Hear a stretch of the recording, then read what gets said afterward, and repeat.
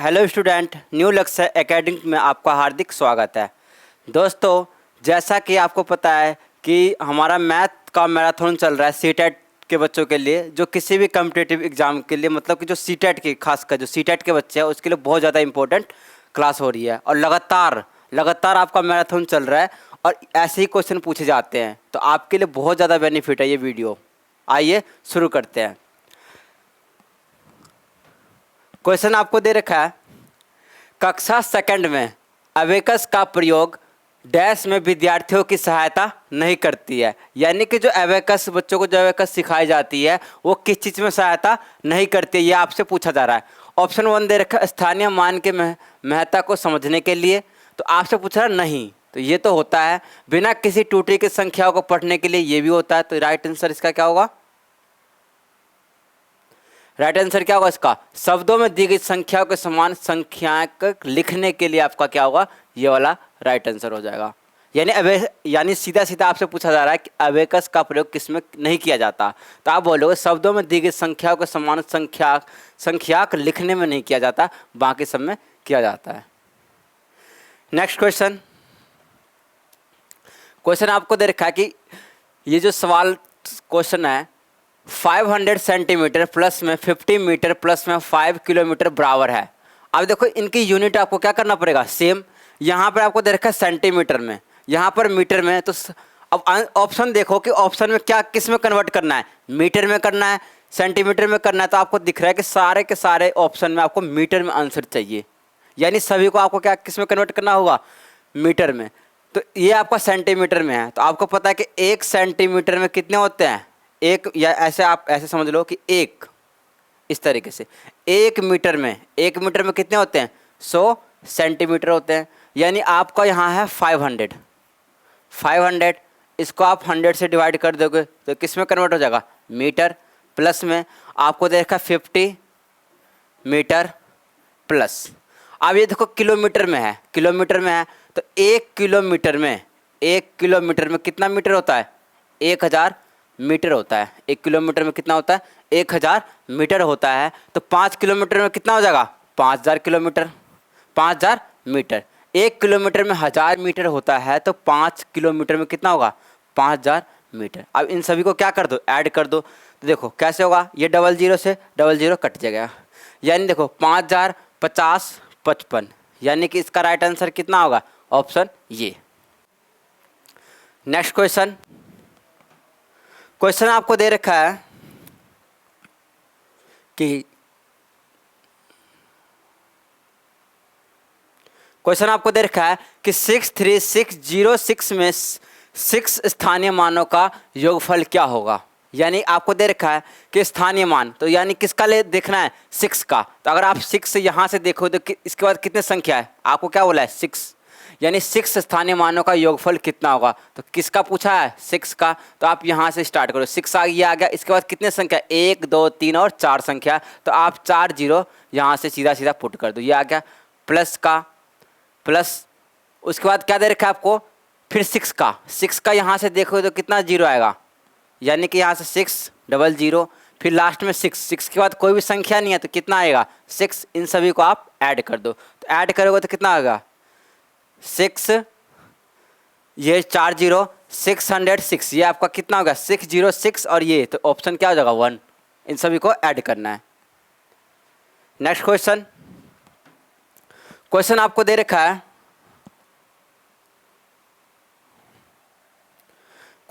रखा है, कि 5 6 7 1 और उसके अंकों को पलट देने पर पर्याप्त संख्या का अंतर क्या होगा। ये आपको अंक दे रखा है 5 6 7 1। ये सारे के सारे इंपॉर्टेंट क्वेश्चन है सीटेट के लिए, तो ऐसे क्वेश्चन एग्जाम में आपको देखने को मिलते हैं।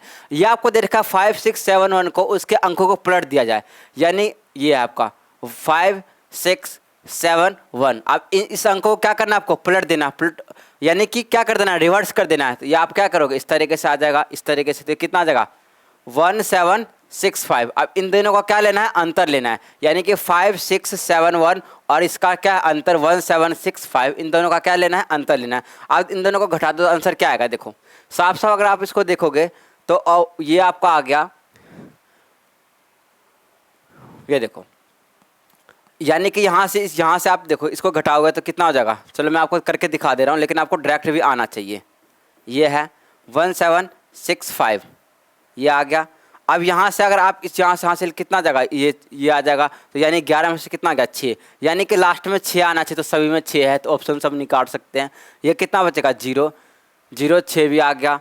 ये कितना हो गया आपका 16, तो ये आपका आ गया 9 3। ये राइट आंसर क्या हो जाएगा, this is the right answer. ये आपका इंपॉर्टेंट सवाल है। नेक्स्ट सवाल की ओर देखते हैं। ये आपको दे रखा है कि पैटर्न की पहचान करना और उन्हें पूरा करना प्राथमिक स्तर पर गणित की पाठ्य चर्चा का एक अनिवार्य हिस्सा है, क्योंकि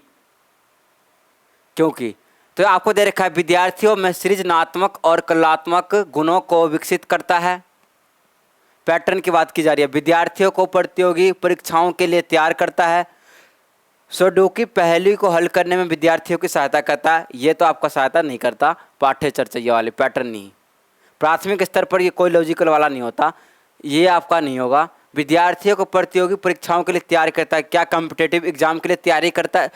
प्राथमिक स्तर की जो शिक्षा होती है, क्या बच्चों के लिए कॉम्पिटिटिव के लिए तैयारी होती है वो चीज़ें? नहीं भाई, ये नहीं होगा। तो राइट आंसर क्या हो जाएगा, ये यह विद्यार्थियों में सृजनात्मक को बढ़ावा देता है और संख्याओं तथा संक्रियाओं की विशेषता को समझने में उनकी सहायता करता है। ये आपका क्या हो जाएगा, राइट आंसर हो जाएगा। नेक्स्ट क्वेश्चन आपको दे रखा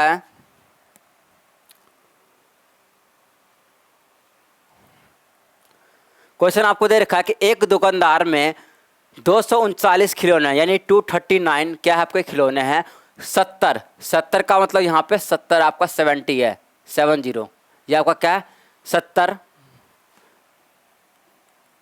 ये आपका 70 है और खिलौने लाए गए हैं। यानी एक दुकानदार में कितने खिलौने हैं, 239 है और 70 खिलौने और लाए गए हैं।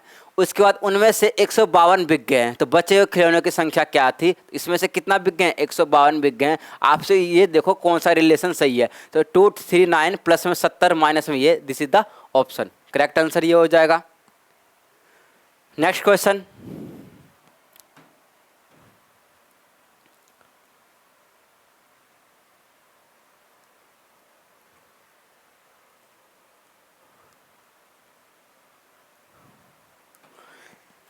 ये आपको क्वेश्चन दे रखा है, ये बहुत इंपॉर्टेंट क्वेश्चन है।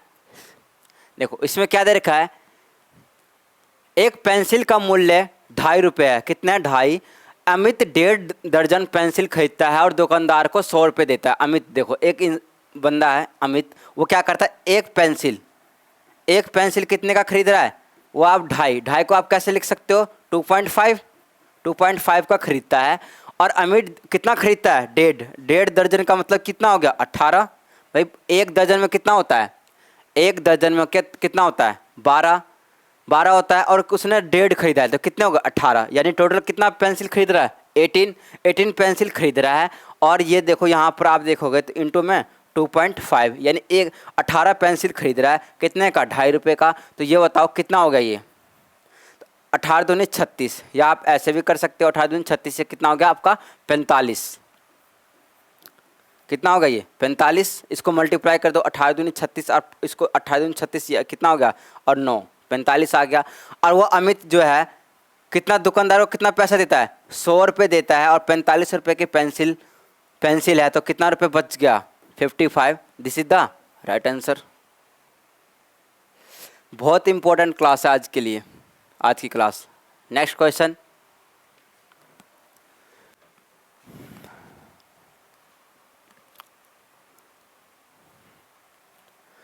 आपको दे रखा है कि 3759 इंटू में मल्टीप्लाई दे रखा है 9573 के गुणनफल में दाहिनी अंक और इकाई अंक का योगफल बताना। यानी क्या बताना, योगफल का मतलब क्या होता है, इनका सम बताना है। अब देखो कैसे करेंगे सवाल को। आपको पता है कि 3759 और इसकी मल्टीप्लाई आपको दे रखा है, यानी आप ऐसे बोल सकते हो 957 की मल्टीप्लाई किससे करनी है, 3759। अच्छा आप लोग मुझे देखो, अगर इसकी क्या करनी है, मल्टीप्लाई करनी है। अगर इसकी मल्टीप्लाई करें तो आपको क्या चाहिए, सबसे पहले ये देखो दाही अंक, दाही अंक कौन सा होता है, ये सेकंड वाला नंबर। जैसे कि कोई संख्या, जैसे मान लो कि 4 6 5 7 ऐसे है, तो ये आपका इकाई का अंक होता है, ये क्या होता है आपका दाही का अंक होता है। तो अब मुझे क्या चाहिए, इकाई अंक और दाही अंक चाहिए, और उन दोनों का सम आपसे पूछा जा रहा है। तो ये सवाल है। अब इस सवाल के अंदर तो आपको देखो यहाँ पर कितना आ गया, 27, कितना बचेगा 2। यानी कि मुझे यहाँ से साफ साफ पता लग रहा है कि इसके पीछे कोई ना कोई संख्या है इस तरीके से, यानी कि इकाई का अंक कितना आने वाला है 7। 7 तो आ गया, फिर हम यहाँ पर क्या लगाते हैं, मल्टीप्लाई। ये कितना हो गया, ये आपका आ गया यहाँ से सीधा। हाँ एक और कर लेते हैं, यहाँ से एक और कर लेते हैं। ये आपका कितना आ गया, देखो 9 9 यहाँ पे 27, कितना 2 9 5, ये कितना होगा 9 9 7 63 और 2 65, कितना आ गया 65 का 5, कैरी कितना बचेगा 6। इतना कर लेते हैं। फिर आप क्या करते हो, यहाँ पर काटा लगाते हो, फिर इससे करते हो, कितना आ गया 15 3 5 15 1। यानी कि आप क्या यहाँ से आपको ये निकल जाएगा, यहाँ से देखो पूरा, या तो आप क्या कर लो इस पूरे को मल्टीप्लाई कर लो, लेकिन अगर आपके पास टाइम नहीं है, एग्जाम में जल्दी करना है, तो जल्दी ऐसे कर सकते हो। आपको क्या चाहिए, दाही अंक और इकाई का अंक चाहिए, तो यहाँ पे 9 × 27 होगा, 2 रहेगा, इस तरीके से यहाँ से कर लो आप। फिर आप क्या करते हो यहाँ से, फिर इस तरह के सेकंड लाइन पे, यानी यहाँ पे किसके पीछे अंक आएगा, इसके पीछे भी अंक आएगा, लेकिन मुझे चाहिए क्या, इस तरीके से होगा।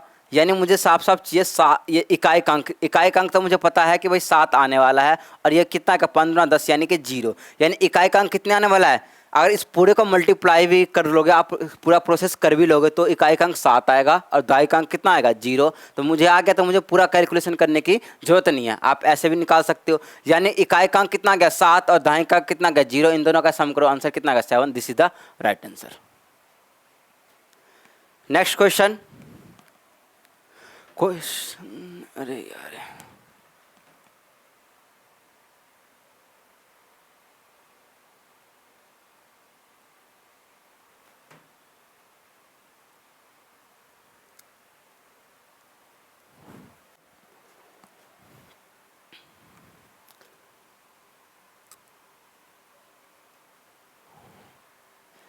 ये है क्वेश्चन, आपको दे रखा है कि सबसे उपयुक्त व्यूह रचना जिसका प्रयोग धनराशि के योग की कुशलता को आत्मसात करने के लिए किया जा सकता है, क्या है ये।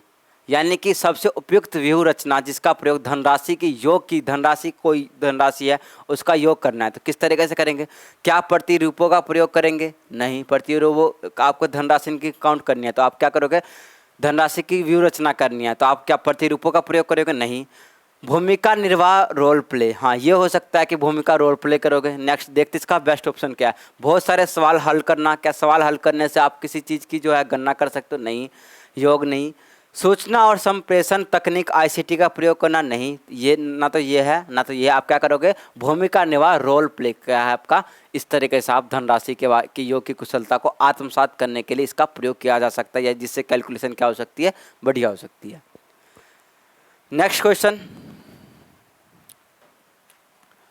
क्वेश्चन आपको दे रखा है कि कक्षा 3rd के विद्यार्थियों को संख्या पद्धति पढ़ाने का उद्देश्य, यानी कि संख्या पद्धति का मतलब क्या होता है, नंबर सिस्टम, यानी नंबर्स का जानकारी होना कक्षा 3rd के बच्चों के लिए इसमें से कौन सा उद्देश्य अच्छा है, यानी नंबर्स की जानकारी देना। आपको दे रखा है संख्याओं को सैकड़ा, दाहियों और इकाइयों के समूह के रूप में देखना और स्थानीय मानों की सार्थकता को समझना है। ऑप्शन ये 1 है। ऑप्शन 2 दे रखा है 4 अंकों वाली संख्या के योग और व्यकलन के कौशल में प्रवीणता प्राप्त करना, नहीं। बड़ी संख्याओं को पढ़ने के कौशल में प्रवीणता प्राप्त करना, ये भी नहीं है।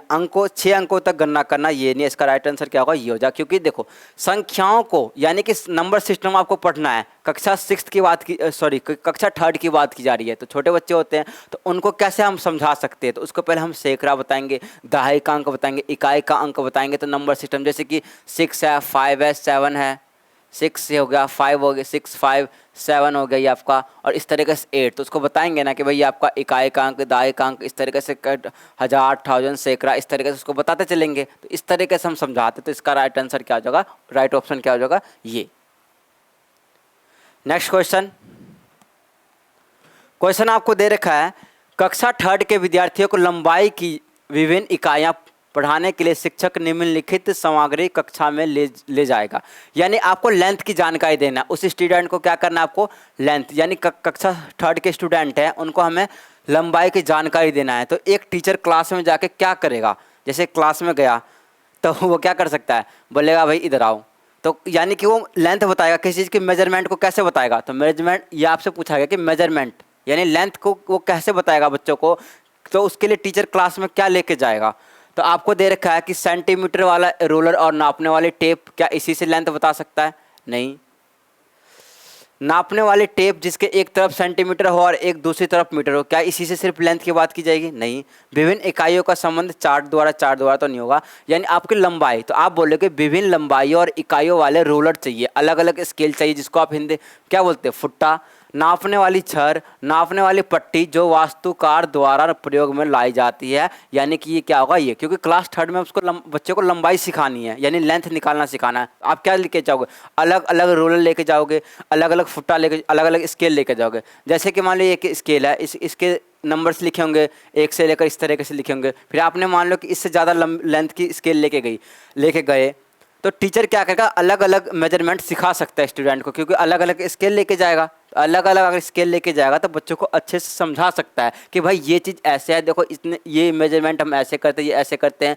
या और भी नापने वाली कोई क्या होती है, पट्टी होती है, मतलब एक स्केल होता है बहुत लंबी सी, वो होती है, तो वो बार बार इस्तेमाल करके उसको दिखा सकता है स्टूडेंट को कि भाई देखो ऐसे हम लेंथ मेजर करते हैं। सिर्फ एक सेंटीमीटर वाला रूलर लेके चलेगा भाई, जिसमें सिर्फ सेंटीमीटर लिखा है, तो उससे सिर्फ आपका काम नहीं बनेगा। तो इसके लिए आपको क्या चाहिए, अलग अलग लेंथ की क्या चाहिए, स्केल चाहिए। तो ये आप, इसका राइट आंसर क्या हो जाएगा, option number B. Next question आपको दे रखा है, कक्षा 5th के विद्यार्थियों को समतल आकृतियों के क्षेत्रफलों की संकल्पना से किसके द्वारा परिचित कराया जा सकता है। यानी कि कक्षा 5th के स्टूडेंट है, उनको विभिन्न आकृति यानी विभिन्न साइजों के क्षेत्रफल निकालना है, उसके बारे में जानकारी देना है। भाई कोई भी डायग्राम है इस तरीके से, मान लो ट्रायंगल है, तो उनको कैसे बताया जाएगा, टीचर कैसे बताएगा।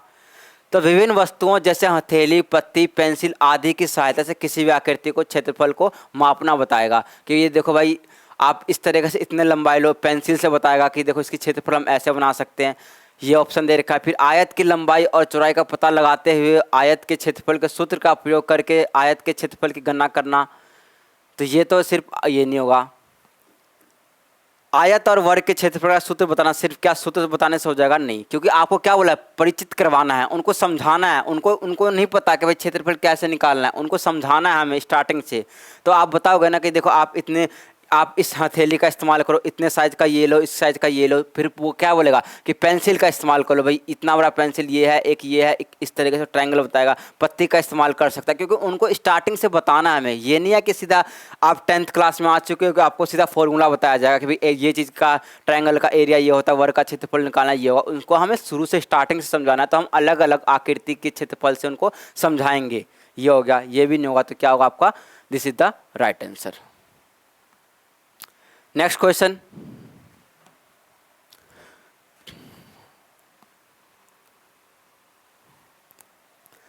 आपको दे रखा है कि गणित में गणना करने संबंधी कौशलों को किसके द्वारा बढ़ाया जा सकता है, यानी स्किल को कैसे हम बढ़ा सकते हैं गणित में गणना करते समय।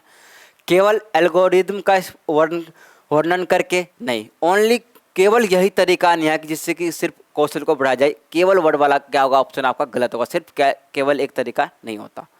फिर आपको दे रखा है कक्षा में अभ्यास हेतु क्रियाशील गतिविधियों का आयोजन करके, ये ऑप्शन हो सकता है। आगे देखते हैं, संकल्पनाओं और प्रक्रियाओं को स्पष्ट करने के बाद अधिक से अधिक अभ्यास करना, नहीं, संकल्पनाओं पर बेस नहीं होगा। केवल वर्ड वाला तो गलत होगा। तो आप ऐसे बोल सकते हो कि कक्षा में अभ्यास करते हो क्रियाशील गतिविधियों का आयोजन करके, यानी कि आप क्या करोगे, क्लास में किसी समझाना है बच्चों को कि भाई ये देखो क्या से होता है, उनकी कौशल को बढ़ाना है। तो आप क्या करोगे कि अलग अलग एक्टिविटी करवाओगे उनसे क्लास में कि ये देखो ये नंबर्स ये होते हैं, यह यहाँ से ये होता है, तो कक्षा में आप बताओगे उनको कि उनको बार बार समझाओगे। क्रियाशील बोला ना, क्रियाशील गतिविधि, अलग अलग एक्टिविटी करके बताओगे उनको, अलग अलग एक्टिविटी करवाओगे, समझाओगे उनको कि भाई, तो उनको स्टूडेंट को भी क्या होगा कि उनके अंदर जो है डेवलप होगा सोचने के समझने की, इंटरेस्टिंग आप रोल प्ले करवाओगे उनसे, अलग अलग गतिविधियाँ यूज करोगे, तो उससे क्या होगा उनको समझ में उनकी कौशल तब बढ़ना स्टार्ट होगी, स्टार्टिंग में एकदम से नहीं होगा। तो इसका राइट आंसर क्या होगा, ये होगा। अलग अलग आपको क्रियाशील यानी गतिविधि अपनानी पड़ेगी, अलग अलग एक्टिविटीज से। तो इसके अंदर केवल केवल वाला तो ऑप्शन वैसे भी गलत होगा कि एक किसी चीज़ को समझाने के लिए क्या केवल एक ही तरीका हो सकता है, नहीं। तो क्या होगा, अलग अलग एक्टिविटी करके आप स्टूडेंट को समझा सकते हो, उनकी जो गणित की जो कौशल है, गणित की समझने की क्षमता है, वो आप उसको डेवलप कर सकते हो, बढ़ा सकते हो। नेक्स्ट क्वेश्चन आपको दे रखा है कि योग और व्याकरण पर आधारित शब्दों में दिए गए सवालों को हल करने की विद्यार्थियों की दक्षता का आकलन करने के लिए आकलन के शीर्षक है। क्या हो सकता है इसमें, सवाल का बोधन, निष्पादित की जाने वाली संक्रियाओं की पहचान, समस्या का गणितीय रूप में निरूपण, सवाल का समाधान और प्रस्तुतिकरण, ये हो सकता है। देखते हैं, सवाल का बोधन और सही जवाब लिखना, देखते हैं इसको। सवाल की पहचान, सही संक्रिया निष्पादित करना, नहीं। गलत आंशिक रूप से सही पूर्णतः, ये तो होगा नहीं। आपके पास है दो ऑप्शन, यानी कि आपको योग और व्याकरण पर आधारित शब्दों में दिए गए सवालों को हल करने की दक्षता आपको निकालनी है। तो बच्चा क्या कर सकता है, आप बोलोगे सवाल का बोधन, निष्पादित की जाने वाली संक्रिया की पहचान करवाना है पहले उसको, फिर क्या करना है, समस्या का गणितीय रूप में निरूपण, यानी कि जो गणित करने में उस बच्चे को प्रॉब्लम आ रही है उसका निरूपण करना है, सवाल का समाधान और प्रस्तुतिकरण करवाना है। जो सवाल उनसे नहीं हो रहा, जो गलत हो रहे, कैसे वो कर पाएंगे, तो ये आप उसका क्या करोगे, उसका समाधान करना ही आपका क्या होगा, तब विद्यार्थियों की दक्षता का आकलन का पता चलेगा, उससे वो सीख सकता है। तो इसका राइट आंसर क्या होगा, ये। नेक्स्ट क्वेश्चन ये आपका बहुत अच्छा क्वेश्चन है। ये आपका देखो, आप ये एक पैटर्न दे दिया, आपको क्या दिया गया, दी गई आकृति समान आकार के 5 वर्गों से मिलकर बनी है। आकृति का क्षेत्रफल 180 वर्ग सेंटीमीटर है। आकृति का परिमाप सेंटीमीटर में होगा। देखो आपको क्या दे रखा है, यानी कि 5 वर्ग, ये आपको क्या दिख रहा है, वर्ग दिख रहा है, स्क्वायर दिख रहा है, ये सारे के सारे क्या आपको दिख रहा है, स्क्वायर दिख रहा है, स्क्वायर दिख रहा है। अब इस स्क्वायर का 5 स्क्वायर का आपको क्षेत्रफल दे रखा है। क्षेत्रफल का मतलब क्या होता है, एरिया, यानी कि अच्छा ये बताओ आप लोग, स्क्वायर का एरिया क्या होता है, यानी कि स्क्वायर जो वर्ग होते हैं इनका एरिया क्या होता है, ए का स्क्वायर होता है। तो आपको क्या दिया गया है, आपको दिया गया है कि 5 का, तो एक ये आपका एक स्क्वायर का एरिया क्या होता है, ए का स्क्वायर यानी साइड का स्क्वायर। तो आपको कितना दे रखा है, 5 वर्ग है, यानी 5 ए का स्क्वायर, ये 5 का दे रखा है। इन सभी का एरिया कितना दे रखा है, 180, ये आ गया। अब यहाँ से ए का स्क्वायर निकालोगे तो यहाँ से कितना होगा, 180 बटे में कितना, 5, सीधा सीधा कितने बार में कटेगा, 6। हाँ मतलब कि 15, यहाँ पर 18 15, तो कितना आ गया, 3 और 0 6, यानी कि सीधा 6 बार में कट रहा है। यानी ए की वैल्यू, साइड की वैल्यू कितना आ गया, 6, साइड की वैल्यू कितना, क्यों, यहाँ पे आप स्क्वायर रूट हटाओगे तो यहाँ पर रूट कितना आ जाएगा, 36, रूट 36 आ जाएगा। तो इसको आप रूट से बाहर निकालोगे तो क्या आएगा, 6, क्योंकि अंडर रूट 36 से बाहर क्या आएगा आपका, 6 आ जाएगा। परफेक्ट स्क्वायर बन रहा है। यानी कि हर एक साइड कितने कितने का है, 6 सेंटीमीटर का, कितने का, 6। यानी आप बोलोगे ये भी 6 सेंटीमीटर है, ये भी 6 सेंटीमीटर है, ये भी 6 सेंटीमीटर है, ये भी। आपको परिमाप निकालना। तो परिमाप क्या होता है कि ये जितनी ये बाउंड्री लाइन है, ये जितने भी आपको बाउंड्री लाइन दिख रहा है, ये बाहर की जितनी भी बाउंड्री लाइन दिख रहा है, यही तो आपका क्या होता है, परिमाप। आपको परिमाप पता है, पेरीमीटर, यानी कि पेरीमीटर क्या होता है, कोई भी डायग्राम है, मान लो जैसे कि एग्जाम्पल के लिए आपको एक ट्रायंगल है इस तरीके से, तो पेरीमीटर क्या होता है, ये साइड, ये बाहर की बाउंड्री, ये बाहर की बाउंड्री, ये बाहर की बाउंड्री, इन तीनों बाउंड्री सबको क्या कर दो, ऐड कर दो, तो यहीं से आपका क्या बन जाएगा, यही आपका क्या होता है, परिमाप, पेरीमीटर होता है। तो इस फिगर में भी आपको क्या निकालना है, पेरीमीटर निकालना है।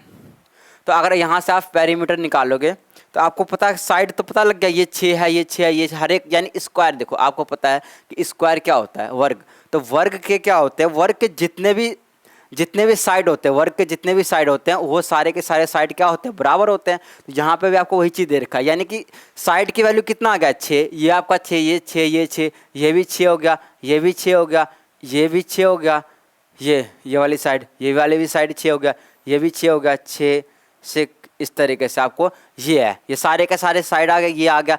अब इन सभी को आप ऐड कर दो, ऐड कर दोगे तो क्या आ जाएगा पेरीमीटर। आप देखो कितने बार में है, 1 2 3 4 5 6 7 8 9 10 11 12, 12 12 कितने 6 है 12, और कितने हैं 6, 12 5 60, 12 6 72, 72 इसका क्या हो जाएगा आंसर। आप या तो ऐसे मल्टीप्लाई करके निकाल लो, या क्या एक काम करो, 6 6 सबको, ये जितना भी आपको दिख रहा है ना 6 6 सभी को ऐड कर दो, तो क्या आंसर क्या आएगा पेरीमीटर 72। बाहर की जितने भी लाइनिंग होती है, बाहर की जितने भी लाइनिंग होते हैं वही तो आपका क्या होता है पेरीमीटर। नेक्स्ट क्वेश्चन, क्वेश्चन आपको दे रखा है कि राष्ट्रीय पाठ्यचर्या की रूपरेखा 2005 मानती है कि गणित में चिंतन और तर्कना का एक तरीका शामिल होता है। इस दृष्टिकोण को किसके द्वारा प्राप्त किया जा सकता है। यह आपको दे रखा है। अब इस ऑप्शन देखते हैं, विद्यार्थियों को विशेष कोचिंग देना, नहीं ये तो नहीं होगा। फिर आपको देखा गणित की सभ्य पाठ्य पुस्तक का पूर्ण लेखन करना, नहीं।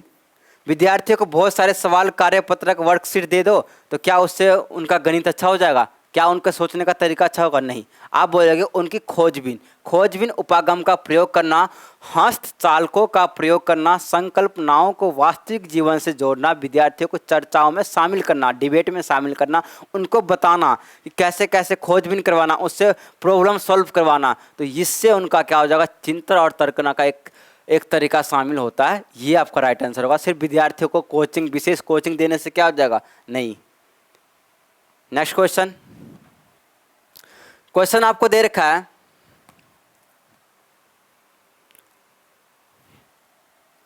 क्वेश्चन आपको दे रखा है कि किसी काम को ए व बी मिलकर 4 दिन में कर सकते हैं, जबकि ए अकेला उस काम को 12 दिन में कर सकता है, तो उस काम को बी अकेला कितने दिन में करेगा। देखो आपको दे रखा है कि ऐसे जब भी टाइम एंड वर्क का सवाल आ जाए, आप क्या करो, एलसीएम मेथड से कर लो। ए प्लस में बी कितने दिन तक काम करते हैं, 4 दिन में काम करते हैं, जबकि ए अकेला उस काम को 12 दिन में करता है, ए अकेला। तो यहाँ से आप क्या ले लो एलसीएम, 4 और 12 का एलसीएम कितना हो गया, 12 एलसीएम आ गया। ए प्लस में बी की यहाँ पर जो ये देखो, ये आपका क्या होगा टोटल वर्क, यहाँ पे क्या आता है टोटल वर्क, ये आपको टाइम दे रखा है। ये क्या आती है एफिशिएंसी आती है, यहाँ पे जो आती है क्या होती है आप एफिशिएंसी, यानी कि वो कितना कुशल है, यानी एक दिन वो तक कितना काम करता है। यानी ए प्लस में बी जो है कितने दिन तक काम करते हैं, 4 दिन तक, और ये कितना टोटल काम कितना है, ये तो कितना कैसे मतलब एक दिन में कितना काम करेंगे 3, और ये कितना करेगा 4, ये आ गया। ए अकेला कितना करेगा, एक काम करेगा, ये आपका एक आ गया। ये अब देखो ए प्लस में बी जो है एक दिन में कितना काम करते हैं, 3 काम करते हैं, लेकिन एक अकेला कितना एक करता है, तो बी की एफिशिएंसी कितनी आ गई 2, यानी बी एक दिन में कितना काम करता है 2 यूनिट काम करता है। तो टोटल कितना काम करवाना है आपसे पूछा गया है कि तो उसी काम को बी अकेला कितने दिन में करेगा, बी अकेला उसी काम को, तो काम कितना है 12 टोटल काम कितना है 12 है। बी एक दिन में कितना काम करता है, ये आपकी एफिशिएंसी है, ये इन दोनों की क्या है आपकी क्या है एफिशिएंसी, ये आपका क्या एफिशिएंसी है, ये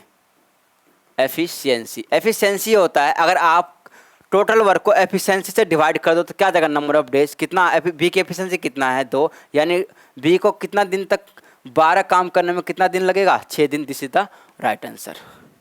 नेक्स्ट क्वेश्चन आपको दे रखा है कि एक व्यक्ति किसी दूरी को 12 किलोमीटर पर घंटा की चाल से तय करता है और 9 किलोमीटर पर घंटा, यानी आपको देखो क्या दे रखा है, यानी एक व्यक्ति, मान लो कि ये आपका ए है, ये आपका क्या है बी है, तो इस एक व्यक्ति किसी दूरी को, मुझे नहीं पता डिस्टेंस, मैंने मान लिया एक्स किलोमीटर क्या है ये है, यानी किस स्पीड से गया है वो 12 kilometre per hour, 12 kilometre per hour की स्पीड से ये क्या हुआ है इधर गया है, इस तरीके से गया है। फिर उसने बोला कि यहाँ से वापस किस स्पीड से आया है, आपको दे रखा है वापस जो है 9 किलोमीटर पर आवर की स्पीड से वापस आया है। और आने और जाने में टोटल टाइम जो लग रहा है, टोटल टाइम, तो ये आपका जो टोटल टाइम लग रहा है, आपका लग रहा है कितना, 2 घंटा 20 मिनट। अब इसको भी कर लो 20 मिनट, आपका क्या है 20 मिनट, 20 तो 20 मिनट है, तो आप क्या कर लो, इसको कन्वर्ट कर लो, 20 अपॉन में कितना आ जाएगा 60, कितना होगा 1/3 आवर, यानी आपका 2 घंटा प्लस में 1/3 आवर। तो यहाँ से आप एलसीएम ले लो, सीधा सीधा कितना आ गया 3, और ये आपका आ गया 3, 6 प्लस में 1 यानी कितना आ गया 7/3 आवर। टोटल टाइम को क्या कर लो आप आवर में कन्वर्ट कर लो, ये आवर में था ही, ये आपका मिनट में दे रखा था, मिनट को मैंने आवर में कन्वर्ट कर लिया। अब देखो यहाँ से डिस्टेंस आ जाए, कभी भी सवाल अगर कोई इंसान जा रहा है फिर रिटर्न आ रहा है, ऐसा सवाल दे रखा है और आपसे पूछा जाएगा डिस्टेंस, इसका डायरेक्ट मैं आपको बता रहा हूँ तरीका, उससे आपका तुरंत हो जाएगा। तो ये इसके लिए आप क्या करोगे, तो ये आप इस तरीके से करोगे, तो डिस्टेंस इसके लिए, ये आपको लोगों को समझ में आ गया कि टाइम कितना आ गया, ये आ गया, इसको मैं मिटा रहा हूँ, यानी टोटल टाइम कितना आ चुका है, टोटल टाइम, यानी टोटल टाइम यहाँ लिखता हूँ, टोटल टाइम, टाइम कितना लग रहा है, टाइम आपको पता है 7/3 आवर ये लग रहा है, ये लग रहा है। तो अगर डिस्टेंस निकालना तो डिस्टेंस क्या होता है, आप बोलोगे डिस्टेंस होता है, यानी कि डिस्टेंस का फॉर्मूला आप बोलोगे x इंटू में y, ये आपकी स्पीड है, x into Y, X plus में y इंटू में क्या लगेगा टोटल टाइम, इस फॉर्मूले में आप पुट कर दो टोटल टाइम, इससे आपका क्या हो जाएगा डिस्टेंस आराम से कैलकुलेट हो जाएगा। ये आ गया, ये बताओ डिस्टेंस, ये स्पीड कितना है 12 इंटू में कितना आ जाएगा 12 इंटू में 9, उसके बाद 12 प्लस में 9 यानी कि स्पीड x है, स्पीड क्या दे रखा है आपको x प्लस में y, ये आपका स्पीड है, ये दे रखा है, यानी स्पीड आपने जो बंदा गया है उसकी स्पीड कितना है x, जो y है उसको आप क्या मान के चल लो y, ये आ गया। अब इन दोनों को x प्लस वाई तो कितना हो गया 12 और 9 कितना हो गया 21, टाइम कितना लगा 60/3। अब ये 7 एकम 7, ये 3 से हो गया, 3 एकम 3 4 से हो गया, ये आ गया, और ये कितना आ गया आपका 3, यानी 3 चौक 12 किलोमीटर, आपका ऑप्शन नंबर डी क्या है आपका सही है, 12 किलोमीटर इस सवाल का क्या आएगा आंसर आएगा। Next question,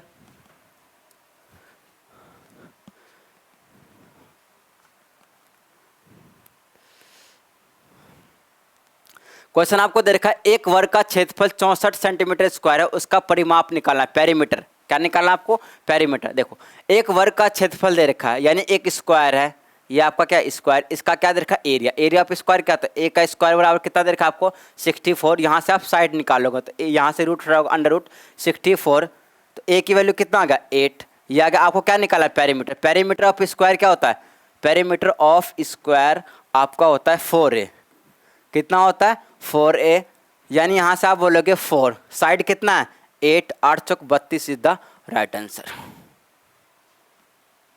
next question, question आपको दे रखा है कि दो संख्याओं का मौसौ 11 है तथा लौसौ लघुत्तम, यानी एचसीएफ और एलसीएम दे रखा है इतना, यदि एक संख्या 77 है तो दूसरी संख्या क्या होगा। जब भी ये सवाल आ जाए इस टाइप के एलसीएम से रिलेटेड तो आप याद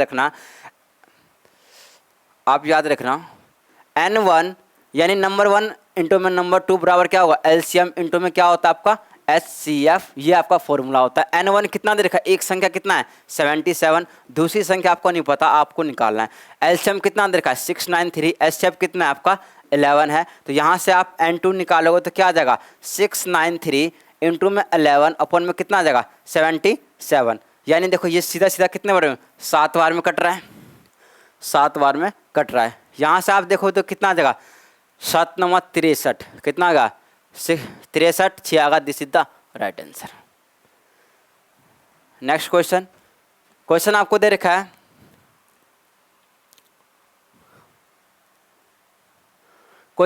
है कि किसी गोले का, ये आपका देखो कोई गोला होता है स्फीयर, गोले का ये आपका क्या स्फीयर है, इस स्फीयर का आपको क्या दे रखा आयतन, आयतन का मतलब क्या होता है वॉल्यूम, वॉल्यूम और साथ में क्या दे रखा आपको क्षेत्रफल, यानी आयतन वॉल्यूम और एरिया क्या है आपस में बराबर है किसका, स्फीयर का। आपसे पूछा गया है कि कितना यूनिट है, यानी देखो, यानी कि स्फीयर का क्या बराबर है, यानी स्फीयर का वॉल्यूम बराबर क्या है, स्फीयर के एरिया के क्या है बराबर आपको दे रखा है। यानी स्फीयर का वॉल्यूम क्या होता है 4/3 पाई आर का क्यूब, और स्फीयर का एरिया क्या होता है 4 पाई आर का 4 पाई आर स्क्वायर, ये आपका आर का स्क्वायर हो गया। अब देखो ये 4 और पाई क्या हो गया, कट गया। ये आर से क्या हो गया, आर का स्क्वायर कट गया, यानी क्या आ गया आर बटे में 3 बराबर ये, यानी 1/1, यानी आर की वैल्यू कितना आ गई 3 यूनिट। ये आपका क्या होगा 3 unit. This is the right answer.